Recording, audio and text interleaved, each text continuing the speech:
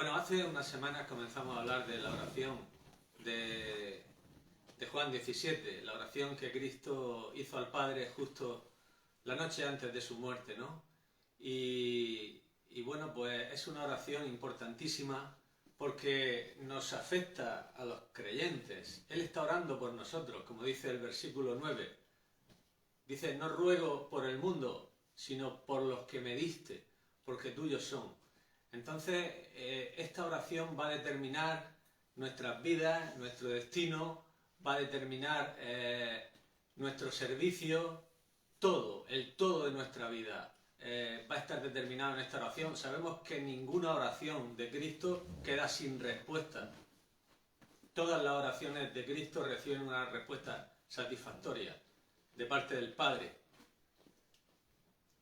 Entonces, el Padre va a poner todas sus fuerzas y todos sus medios para que esa oración se cumpla. Entonces, dependemos, por decirlo así, de la fidelidad del Padre a su Hijo Jesucristo. Lo que Él está pidiendo allí es por nosotros, por los creyentes.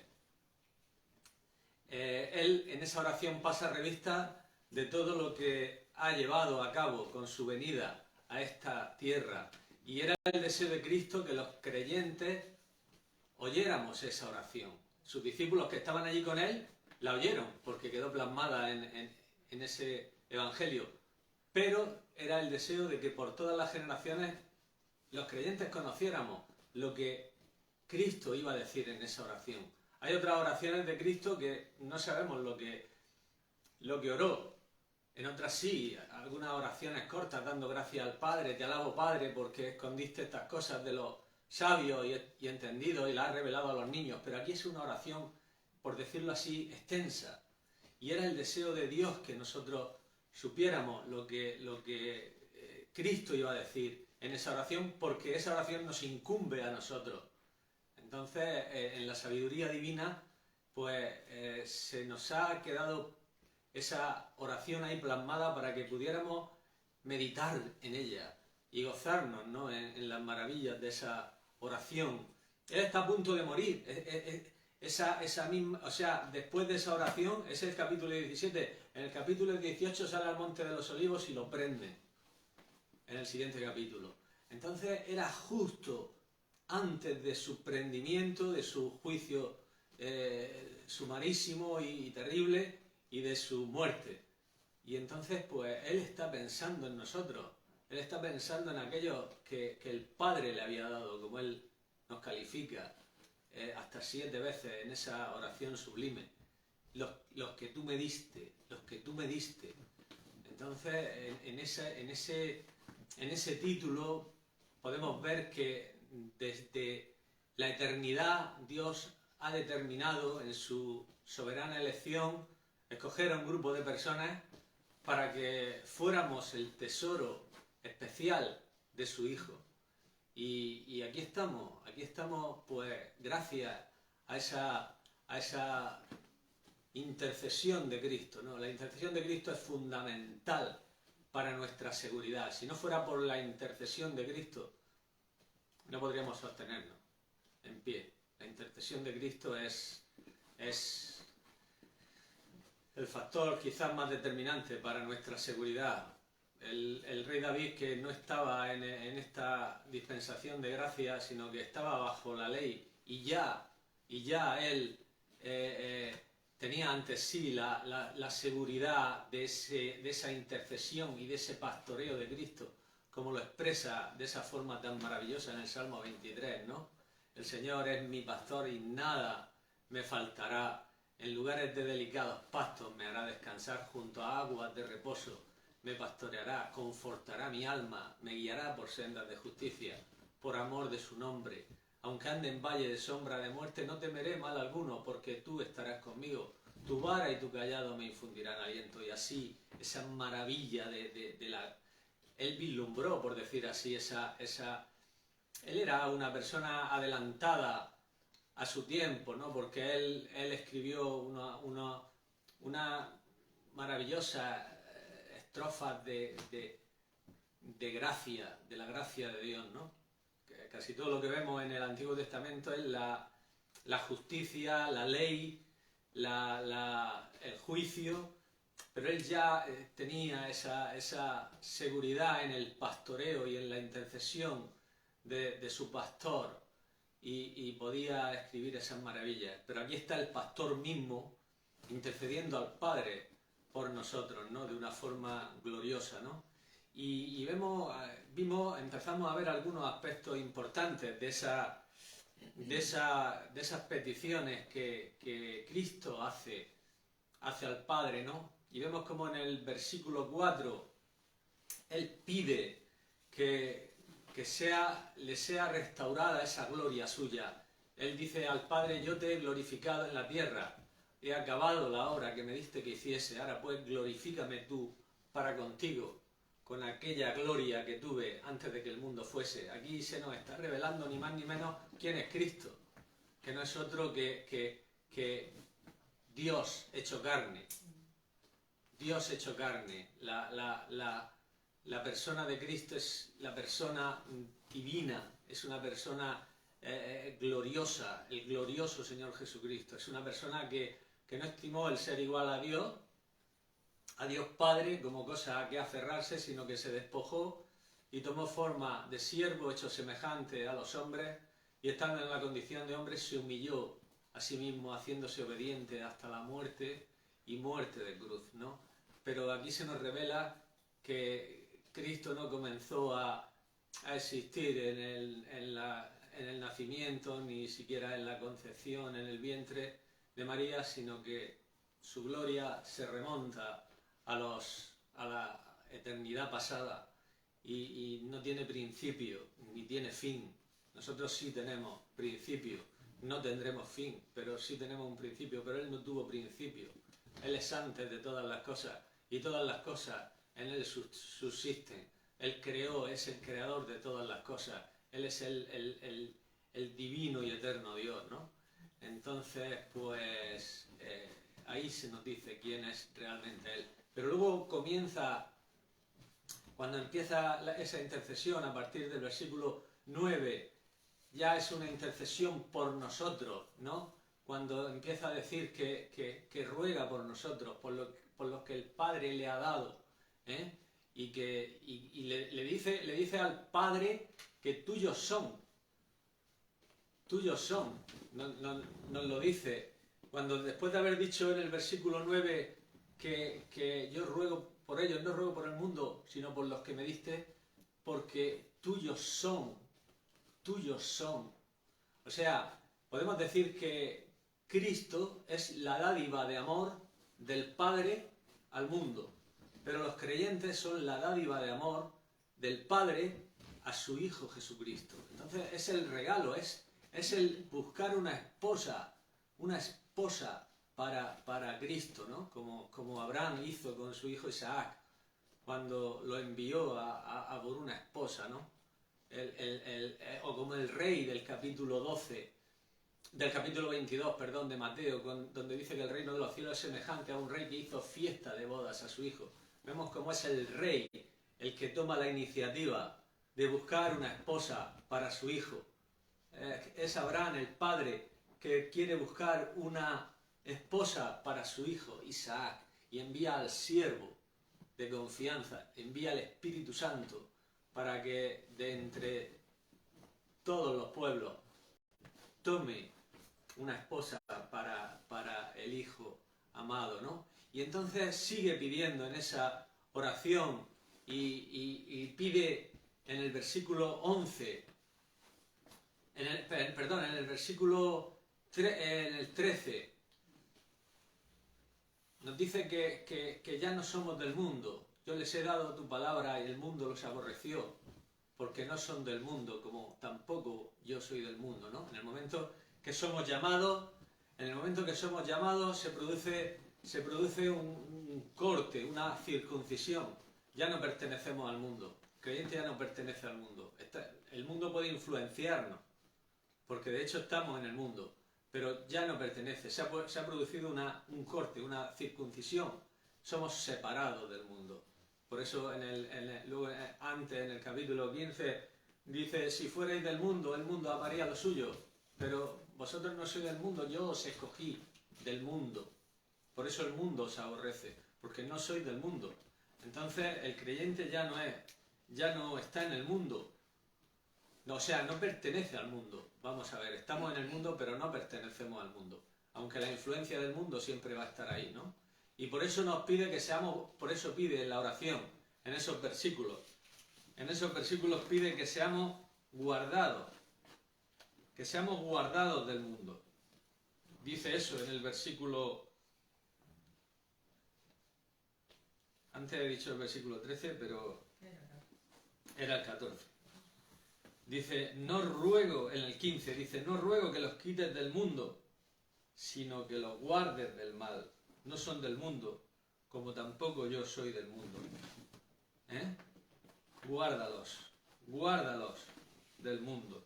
O sea que la seguridad nuestra, como he dicho antes, depende de la fidelidad del Padre a su Hijo Jesucristo. Está pidiendo que seamos guardados. No sabemos de cuántos peligros el Señor nos ha librado y nos librará. No lo sabemos. Cuando estemos en el cielo nos enteraremos de todas las cosas de las que Él nos ha librado. A veces Él ha permitido que metamos la cabeza de lleno en el mundo porque nos hemos apoyado en nosotros mismos, en nuestras fuerzas, en nuestra justicia, y entonces ha dicho, venga, ahora verás lo que va a ocurrir cuando te apoyas en tu justicia y no confías en mí. Y nos deja que nos demos un trompazo contra el mundo, contra toda la crueldad y la hostilidad del mundo hacia nosotros, porque hemos confiado en nosotros, no hemos confiado en Él. Tenemos que confiar y descansar en Él. Somos guardados por Él, nuestra seguridad depende de Él. Entonces tenemos que estar confiados en Él, esperar en Él y gozarnos en Él, ¿no? Como hemos dicho, ¿no? Entonces aquí vemos cómo está rogando que seamos guardados del mundo, ¿no? Que seamos preservados del mundo. Luego en el versículo 17 ruega por nuestra santificación. Santifícalos en tu verdad, tu palabra es verdad. Pide que seamos santificados en su verdad, en la palabra. Esa es la verdadera santificación. Viene por medio de la palabra de Dios y del Espíritu Santo. Fuera de aquí, la santificación es una obra humana que no tiene mucho recorrido. La santificación que Dios efectúa en nosotros por su palabra y por su Espíritu Santo es la verdadera santificación. Entonces dijimos que debíamos de estar siempre expuestos a la palabra de Dios, expuestos a la palabra de su gracia. Y eso es lo que hizo Pablo con aquellos ancianos de Éfeso en el capítulo 20 de los Hechos, ¿no? Les dijo, os encomiendo a Dios y a la palabra de su gracia, que tiene poder para sobreedificaros y daros herencia con todos los santificados. Fuera de la palabra no hay santificación. No hay santificación posible ni hay poder. El poder de Dios está en la palabra de Dios. El diablo no tiene miedo a nuestra propia justicia ni a nuestros intentos de ser santos ni nada. El diablo tiene miedo a la medida de verdad que haya en nosotros, a la medida de la palabra de Dios que more en nuestros corazones. Por eso Pablo dio este consejo, ¿no? La palabra de Cristo more en abundancia en vuestros corazones, ¿no? Este es el secreto para que la santificación de Dios sea efectiva, que la palabra de Dios more en nuestros corazones, la palabra de Dios limpia, la palabra de Dios purifica, la palabra de Dios santifica. Por eso Cristo le dijo a los discípulos, aquí en este discurso, un capítulo antes, cuando dijo, ya en el capítulo 16 de Juan, ya vosotros estáis limpios por la palabra que os he hablado. Entonces ahí está el poder de la palabra para limpiar, santificar, perfeccionar, guardar. Dios utiliza siempre su palabra, ¿no? Entonces vemos también alguna petición más que hay en ese capítulo glorioso. Ruega por la unidad espiritual de los creyentes hasta 4 veces. Pide que los creyentes sean uno. Una de las veces pues la tenemos aquí mismo en el versículo 21, para que todos sean uno. Está rogando por una unidad que solamente puede hacer Dios, por eso la está pidiendo a Dios, ¿no? A nosotros no se nos pide que hagamos la unidad, Hay muchos que intentan hacer la unidad. La unidad está hecha, es una unidad espiritual. Hemos sido todos bautizados en un cuerpo. Entonces la unidad está hecha. Sí debemos guardar esa unidad. Por eso es lo que dice Pablo en Efesios, en el capítulo 4, ¿no? Que guardéis la unidad del espíritu, en el vínculo de la paz. Pero la unidad está hecha, porque hemos pasado a formar parte de un cuerpo.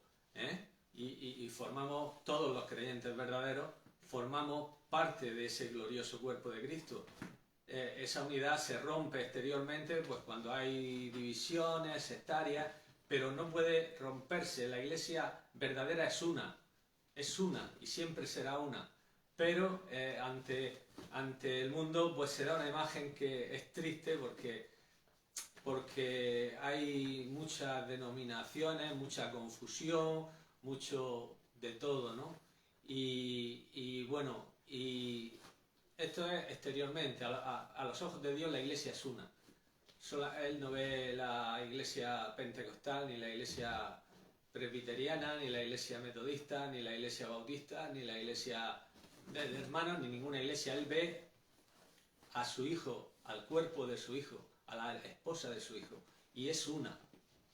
Entonces esto siempre debemos de tenerlo en mente, y debemos de tener un amor, que es un amor que surge de forma natural hacia los demás creyentes, ¿no? Y un reconocimiento hacia los demás creyentes, aunque no sean de la denominación, aunque no sean del grupo, pues debe de haber y siempre debe de existir ese verdadero, pero nosotros como iglesia organizada, esto ha sido un fracaso. Como iglesia organizada ha sido un fracaso. Lo que debía ser un reflejo de esa unidad espiritual que realmente Dios la ha hecho y la ha formado, porque ha hecho un solo cuerpo, pues en la iglesia organizada, la iglesia visible, es un fracaso total, porque nada más que hay confusión, divisiones, y bueno, esto es triste, ¿no? Y esto el primer paso pues es reconocerlo, ¿no? Y de alguna forma pues pedir, porque en esto todo creyente es culpable. No podemos decir, no, es que aquí todo creyente es culpable, porque todos nos hemos metido en ese sistema de sectas. Los protestantes son 12.000 sectas, los evangélicos o los otros son no sé cuántos, los pentecostales son cientos, y eso está así, ¿no? Y ya, pues de alguna forma nos hemos conformado, ¿no? Y nos creemos que nuestro grupo es el mejor, que nuestra doctrina es la mejor, y tendemos pues a menospreciar, y esto es así, aquí hemos fallado todos, ¿no? Pero la oración de Cristo es respondida. Cuidado, estoy hablando de la iglesia visible, estoy hablando de la iglesia organizada, de las organizaciones que han hecho los hombres, que hemos formado los hombres. Esto es lo que ha sido un fracaso, pero la oración de Cristo ha sido respondida, porque no puede ser de otra manera. Como he dicho antes, el Padre ha respondido a la oración de Cristo, y a los creyentes nos ha hecho uno en Cristo. Por eso cuando Pablo escribe a los Corintios, el primer pecado que trata en esa epístola, que trata un montón de pecados, en la primera epístola a los Corintios, el primer pecado que hace es la división.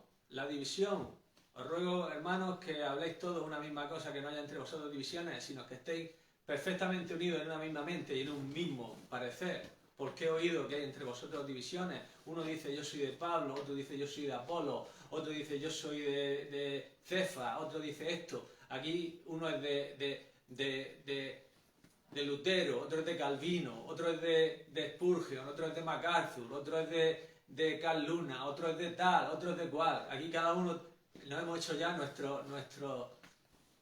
nuestros príncipes, y los tenemos ahí en esos altares, y parece que todo lo que diga esa persona ya no nos salimos de ahí, la seguimos, y no. Y Pablo dice, ¿que acaso está dividido Cristo? Vosotros estáis unidos, formáis un cuerpo. Cristo no está dividido, el cuerpo de Cristo está unido.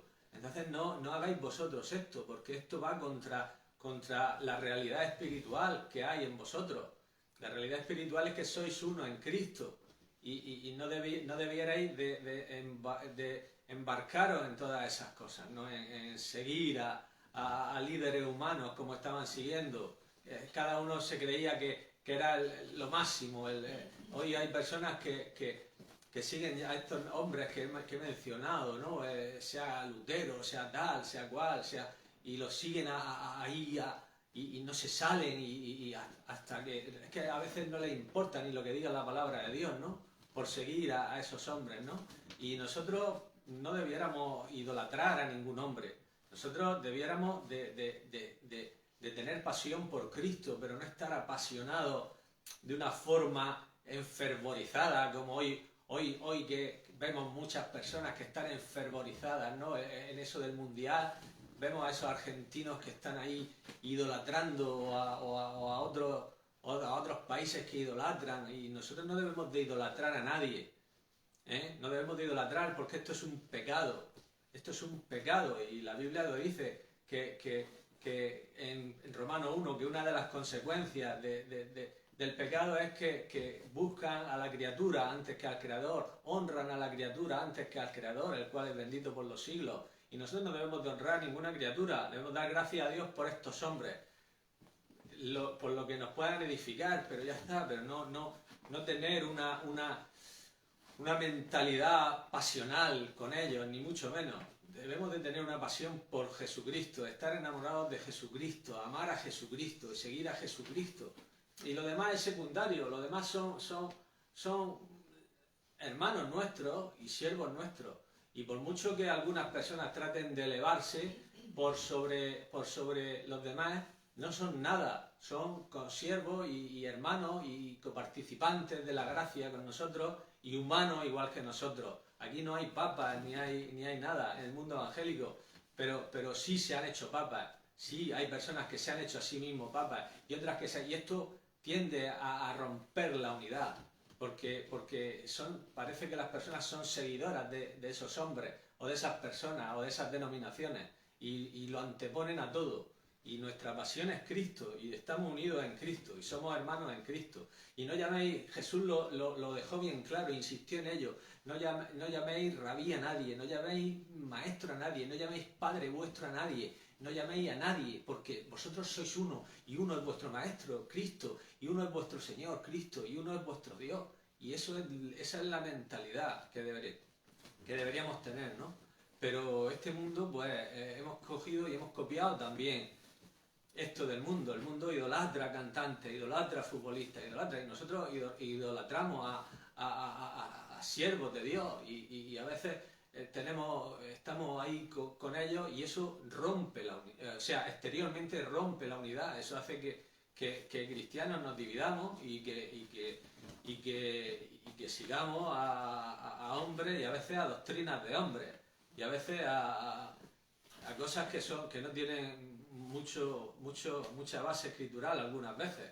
Otras veces sí, pero claro, a veces estos hombres también promueven que en vez de actuar con humildad, en vez de actuar, se percibe una soberbia y un deseo de dominar y un deseo de...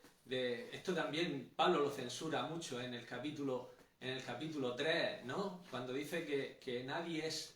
Apolo no es nada, dice, ni Pablo es nada, ni en 1 Corintios 3, nada, somos servidores, somos colaboradores de Dios. Solo hay un fundamento que es Jesucristo, y el que edifique sobre ese fundamento, la obra de cada uno se probará, pero no somos nada, somos simples colaboradores de Dios. Vosotros sois labranza de Dios, nosotros somos los que uno planta, otro echa la semilla, otro riega, pero no somos nada absolutamente, no tenemos nada de qué jactarnos en nosotros mismos. El que se gloría en el Señor. Entonces, cuando vemos hombres que se jactan y se glorían y lo aprobamos y los seguimos, estamos cometiendo un pecado, porque esos hombres no merecen eso. Los hombres son siervos de Dios que nos pueden edificar y damos gracias a Dios por ello. Pero eso de seguirlo a ojos cerrados, eso rompe exteriormente esa unidad que Dios ha hecho en nuestros corazones, esa unidad del Espíritu que Dios ha hecho. llevándonos a todos a Cristo. Somos un cuerpo en Cristo, no somos un cuerpo en una denominación, ni somos un cuerpo en un hombre, ni somos uno en Cristo. Entonces la oración de Cristo aquí está respondida. Somos uno. Él ha pedido una unidad y se ha hecho esa unidad. Esa unidad comienza cuando en Pentecostés todos los creyentes son bautizados por el Espíritu Santo en el cuerpo de Cristo y sigue cada vez que un alma acepta de corazón a Cristo y es unida al cuerpo de Cristo. Entonces esa unidad está hecha, esa unidad no se puede romper, pero pecamos cuando tratamos de separarnos y de no poner, de no afirmar que esa unidad la tenemos en Cristo, no la tenemos en nadie, en denominaciones ni en hombres. Y aquí, como digo, pues cuando lleguemos al cielo posiblemente nos demos cuenta de este pecado. A lo mejor aquí no nos damos mucha cuenta, seguimos en nuestras divisiones y en nuestras cosas, pero cuando lleguemos al cielo y nos demos cuenta de que somos uno en Cristo, donde no hay divisiones y donde no hay separación entre los creyentes, pues nos daremos cuenta quizás de este pecado y aquí no nos demos tanta cuenta. Pero gracias a esta oración somos uno en Cristo. Entonces, pues nuestra meta debe de ser la unidad que promueve esta oración, no otra unidad, no menospreciar y faltar al amor a los cristianos porque no sean de nuestras denominaciones o meternos y encerrarnos en nuestras sectas y ahí permanecer, ¿no? La unidad está hecha porque Cristo lo pidió y Cristo ha respondido, y el Padre ha respondido a esa oración. Estamos en Cristo y somos uno en Cristo. Y luego pues hay alguna petición más, ¿no? Que vemos aquí en el versículo 24. En el versículo 24 dice: aquellos que me has dado, vuelve a repetir otra vez, los que me has dado, quiero que donde yo estoy, también ellos estén conmigo, para que vean mi gloria que me has dado, porque me has amado desde antes de la fundación del mundo. Entonces aquí Cristo está pidiendo una cosa maravillosa, que los creyentes podamos estar con Él en el cielo y que podamos contemplar su gloria y que podamos participar de ella, de esa gloria. No hay cosa más maravillosa que la gloria de Cristo. La gloria de Cristo es esplendorosa, es tremenda, no nos podemos imaginar lo que puede suponer esa gloria, pero tiene que ser, como dice el salmo este que leímos al principio, ¿no? Delicia a tu diestra para siempre. Delicia a tu diestra para siempre. O sea, vamos a estar deleitándonos para siempre en la gloria. Quiero que estén conmigo. Tú me lo has dado.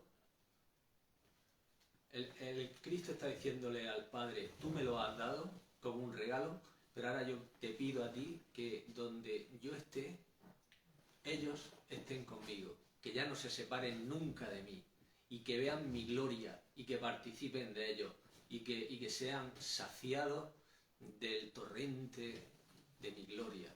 Entonces esta petición es maravillosa, ¿no? Esta petición que va a tener su cumplimiento, por supuesto, en el futuro. La esperanza gloriosa, la esperanza bienaventurada nuestra es esta, que vamos a participar de la gloria de Cristo por toda la eternidad. No porque lo merezcamos, sino porque Cristo se lo está pidiendo al Padre. Cristo se lo está pidiendo al Padre. O sea, le está diciendo: estos que tú me has dado, yo ahora quiero que tú los guardes, que tú los preserves, que tú los santifiques y que tú hagas que estén conmigo por toda la eternidad. Y el padre cuando su hijo le pide algo, el Padre está deseoso, ansioso de cumplir esa petición. Deseoso y ansioso de cumplir esa petición. Siempre el Padre ha escuchado, menos una vez. Siempre ha escuchado la petición de su hijo, menos una vez que le volvió el rostro, que no lo escuchó. Pero lo hizo por nosotros. qué maravilloso, ¿no? Que por nosotros Él no oyera a su Hijo, por poder cumplir todo lo que está puesto, todo lo que está dicho en esta oración. Él no escuchara a su Hijo, Él no lo atendiera, Él volviera el rostro de su Hijo y le diera la espalda, ¿no? Y entonces podemos estar seguros que si Él hizo eso por nosotros, va a hacer todo, a partir de ahí va a hacer todo lo que su Hijo le ha pedido, todo lo que su Hijo le ha pedido, por nosotros. Y vamos a dejarlo hoy aquí, ya otro día veremos algunas dádivas que más en esta oración, de las cuales Dios nos concede por medio de Cristo. Por medio de Cristo Dios nos concede algunas dádivas que las veremos ya en otra ocasión.